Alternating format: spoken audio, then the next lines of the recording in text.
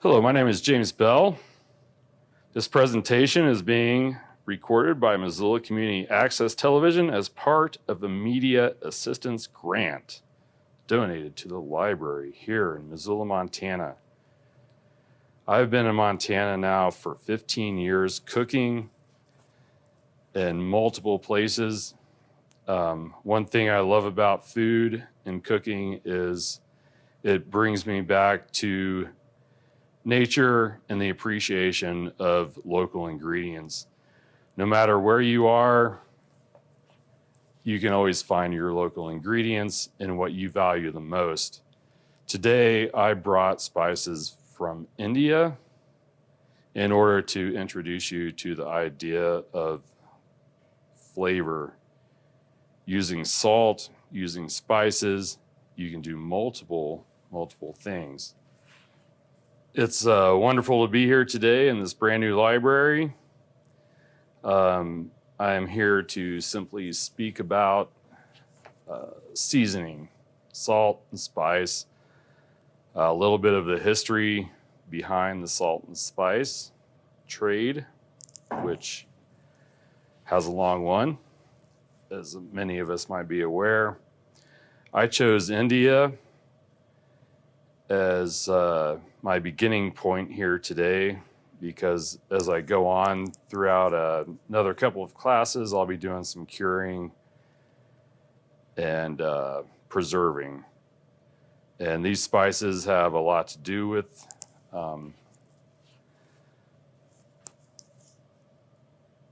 they have a lot to do with the preserving and curing throughout history, as well as being brought to us from other parts of the world.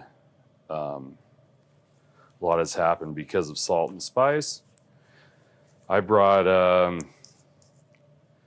today tumric, which is a very basic root involved in the curry. I have dried cayenne, peppercorns, which are also grown in India and very highly prized. I have coriander, green and black. The green seems to be a little more pungent than the black. The black is the seed of the coriander. I have curry leaf, a little bit of cinnamon, some garlic, a tiny little onion from my garden, coriander, and cumin. And what I've brought here today is simple ways to take care of this. One thing I do not have is nutmeg or mace, but nutmeg and mace are included in the garam masala, which is a key ingredient to curries. I have this pestle mortar, which is, if you don't have one at home, it is a preferred method of grinding spices in India. And because India is so highly prized with its spice trade, I would like to use that method over a spice grinder. Some people might find a spice grinder to be similar to a coffee grinder. I would not use the same grinder that you use for coffee with spice. So I also have our basics in salt. I have a kosher salt. I have a Himalayan salt, and I have an Indian black salt. The Indian black salt's a little more sulfuric due to its lava content and the minerals that are in there. The Himalayan is a lot more mellow. Kosher is something that we use on a regular basis. So I brought these spices once again because they are beginnings of a basic curry. So the reason I chose salt and spice today is because a lot of us, myself included, in the beginning days of my cooking career is we have the tendency to under-season. I like to season in layers, especially with salt. When it comes down to boiling pasta, boiling potatoes, boiling anything, I always add a layer of salt at the beginning. And then when I'm done with that process, I like to add more salt. So some of these salts are salts that you can use to finish. Maldon, which comes out of the UK, has been a very popular finishing seasoning salt for a lot of chefs recently.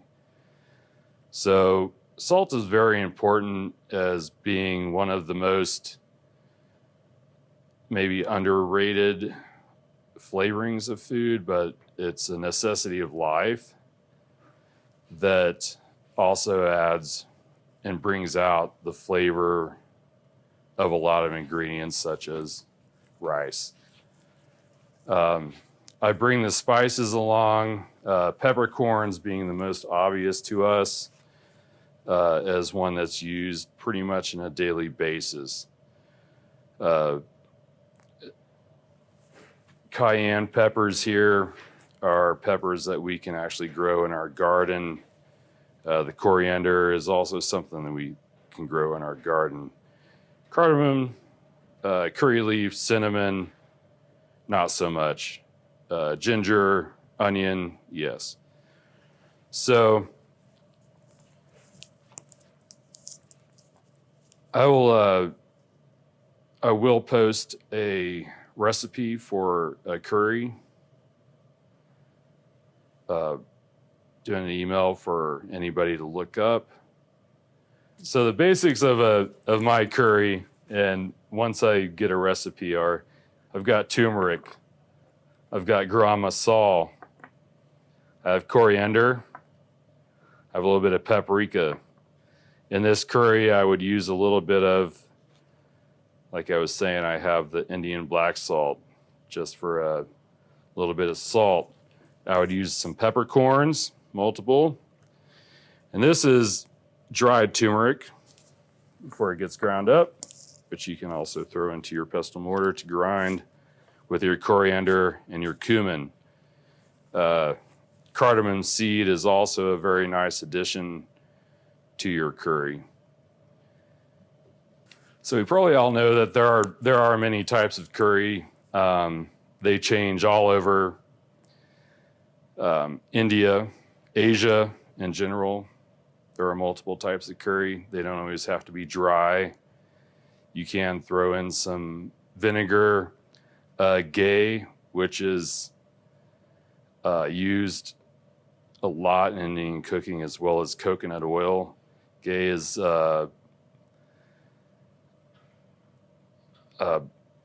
clarified butter, and it's used for multiple purposes in Indian cooking, and it can be used also in your kitchen for multiple cooking uses.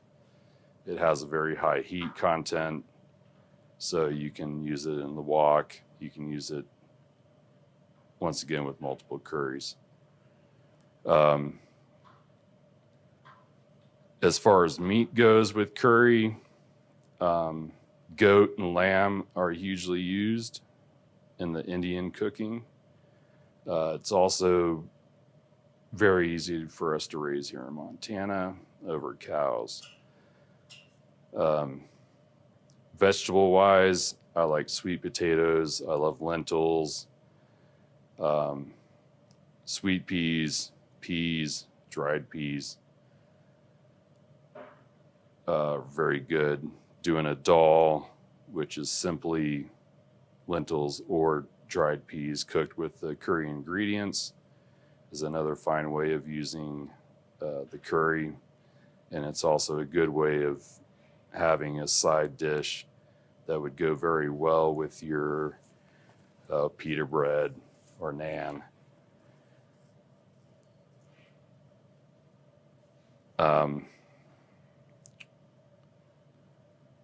So with these ingredients, not all of them will be going into a dish that I'll be doing for the next class, but they can certainly be used.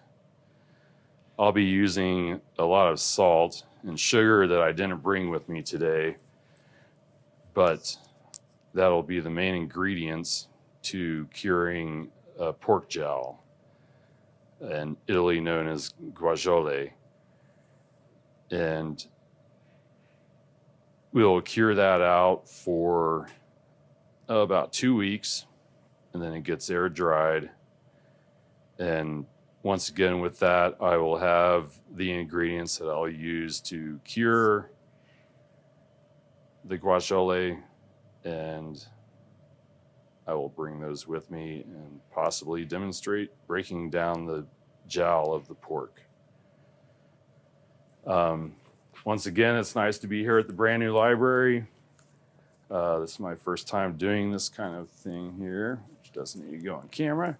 But there was a nice little presentation of books here that can be used by you once you're actually, once again, able to come into the library, the brand new library, which is beautiful.